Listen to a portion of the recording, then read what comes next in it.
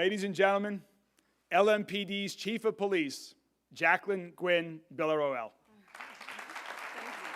And with that, she is now the full-time Metro Police Chief for Louisville, one of the most important jobs in our city with a lot of pressure to make Louisville safer.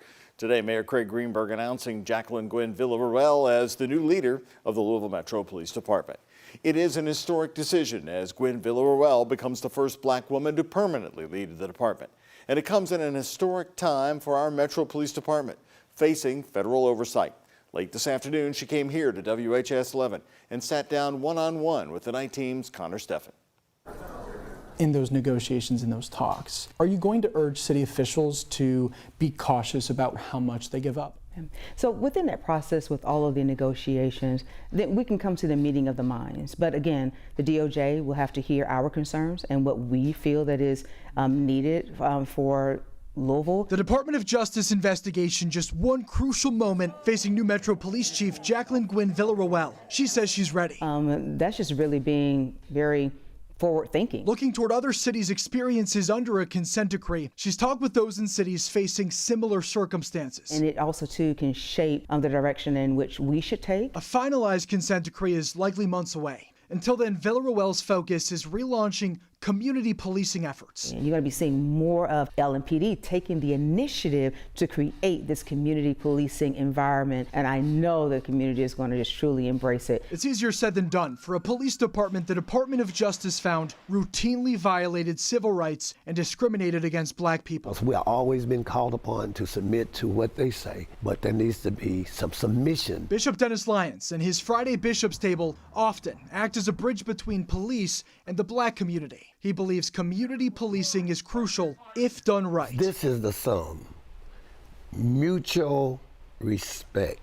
If the police will respect the community, they can get our community trust. Right now, LMPD faces an uphill battle, fighting stagnant short staffing and growing violent crime rates. Still, Lyons remains optimistic, pointing to the gravity of Villarroel's appointment. That black woman exemplifies the heart of the culture of the black community. As the first black woman to permanently lead LMPD. There's a wall that has been shattered. Villarroel underscores the past tragedies, bringing her department to this moment, like the death of Breonna Taylor, another black woman in Louisville, whose name became known around the world following a police raid in March of 2020. Her legacy, a foundation for moving forward. Understanding that when that incident took place, where we are today yielded out of that particular unfortunate incident, and how we are able to make those necessary changes.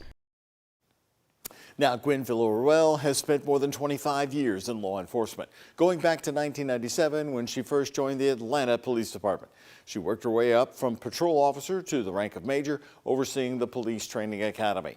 In February of 2021, then Louisville Police Chief Erica Shields appointed Villarroel to serve as Deputy Chief for LMPD.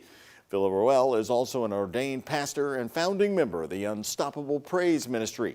She is married and has a teenage son. Well, the process to find a new chief for Louisville began not long after Mayor Craig Greenberg was sworn in. During that time, more than 1,200 people offered their input through a survey, and there were more than a dozen focus groups and 2 virtual town halls were held. The mayor says they had 20 applications, interviewing 4 finalists. But that process came under scrutiny from some in the community for its secrecy. Today, the mayor elaborated on the decision to not name any of the other candidates. When you tell your boss that you're applying for a new job, that immediately changed your situation, your job security, your relationship with the community that you serve and your boss. And also for the individuals that are looking to become a chief of police in Louisville or in another city, as names are publicly released and you're passed over for positions, that inhibits your ability to get the next job. And so advice that we had was, if you truly want to get the best possible candidates, then this is the direction to go. An advisory committee was also set up, brought in to be a part of the interview process and offer community input. It was made up of all local folks. Metro Councilmember Paula McCraney was part of that committee and said today Gwynn Villarroel stood out among the candidates. It was clear, at least to me, and I believe to all of us on the advisory committee, that Chief Gwynn Villarroel stood out among all the finalists. She was knowledgeable, she's experienced, and she has charisma as a leader. Raul Cunningham, the longtime president of the Louisville NAACP, is one of those who criticized the process. So we checked back with him today about the decision to hire the new chief. We want the best chief, the best police department, the best city that we can have. We want to know her better, and we want her to know us. Cunningham was part of a group of community leaders who met with the mayor earlier this morning ahead of the announcement. He says they talked about the concerns about the search process, but he doesn't believe anyone changed their mind following the meeting. The chief is one of the highest paid Metro employees. As for the salary for the new chief, Gwen Villarreal will make $238,000 a year. That's the same as the former chief, Erica Shields. As the interim chief, Gwen Villarreal was making $216,000 a year.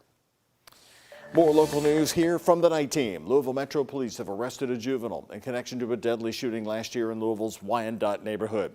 Due to their age, the name is not being released. Police say 21-year-old Gary Charles Edward Jr. died in the shooting last December on Denmark Street. The suspect is charged with murder and robbery.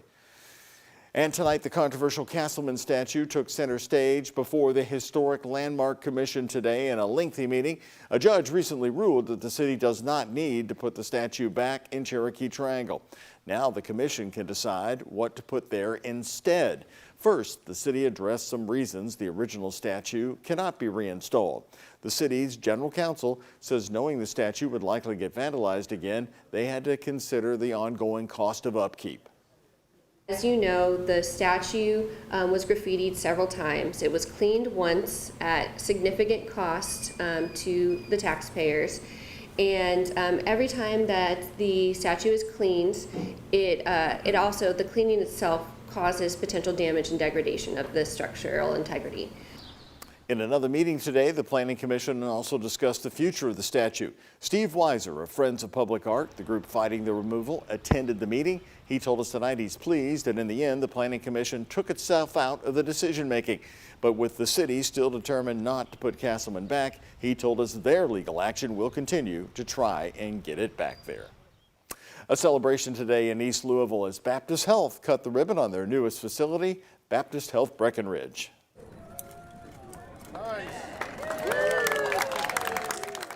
Applause today as the $90 million facility will be home to physician practices, an outpatient surgery center, urgent care center, a community pharmacy, and more. At today's ribbon cutting, Governor Andy Beshear highlighted the 200 jobs created with this new facility. We are going to have more jobs in Louisville and more jobs in the Commonwealth. More families are going to move here. More people are going to be able to put food on the table. A job is not a number. A job brings dignity to a person, security to a family, and opportunity for their next generation. Baptist Health Breckenridge is taking over the space that was once home to the old and famed Breckenridge Inn, right near the Waterston Expressway.